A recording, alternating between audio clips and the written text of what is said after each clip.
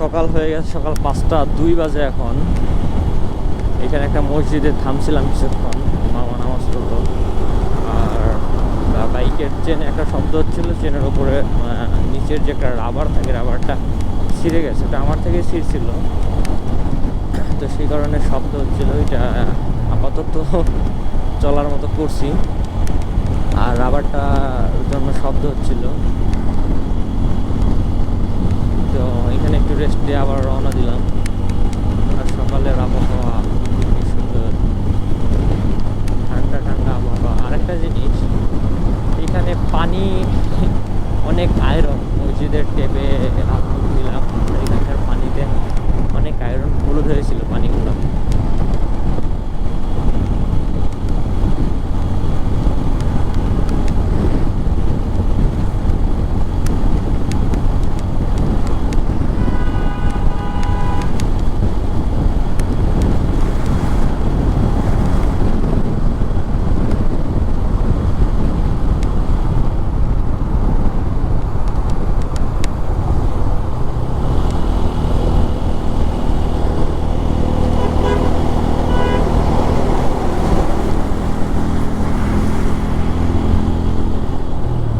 বাইকের অবস্থা খুবই খারাপ, কারণ এই জ্যাম যখন ছিল যমুনা সেতুর ওইখানে, বা ওই বাইপাইলের যে জ্যামটা পাইছিলাম, ওইখানে কাদার মধ্যে নামাই দিয়েছিলাম।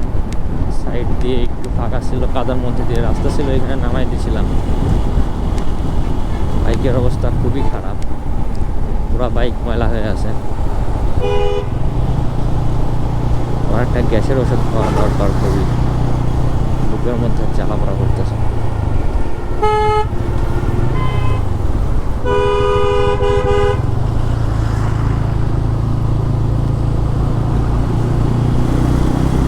এখন মনে হচ্ছে গাড়ির একটু চাপ বেশি।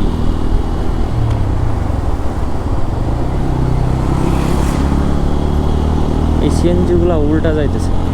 অনেকক্ষণ যাবৎ খেয়াল করছি, মসজিদের ওখানে থেমেছিলাম, একটা প্রাইভেট কারের সাথে তো লাগাই দিতে লাগছিল, একটুর জন্য বেঁচে গেছে। পরে দুজনের কিছুক্ষণ তর্কাতর্কি হইলো। এই সিএনজিগুলো এখানে উল্টা যাচ্ছে, রাস্তাটা থেকে একটু দূরে, এই কারণে। কিন্তু এইটা খুবই ঝুঁকিপূর্ণ, কারণ এই রাস্তায় যারা মানে চালাচ্ছে সবাই অনেক হাই স্পিডে চালাচ্ছে গাড়ি। আর সিএনজিগুলো উল্টা আসছে, রাস্তা যে লেন্থ এটা খুবই কম, সেই কারণে হয়তো দেখা যাচ্ছে যে উল্টা আসলে অনেক সময় লেগে যাইতে পারে, আবার গতি নিয়ন্ত্রণ নাও হইতে পারে। তো এটা মানে খুবই ঝুঁকিপূর্ণ একটা বিষয়।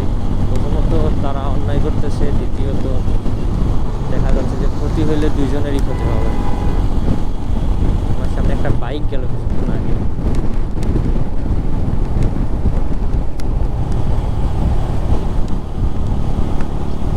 যে বাইকটা যাইতেছে অনেক দূর চলে গেছে।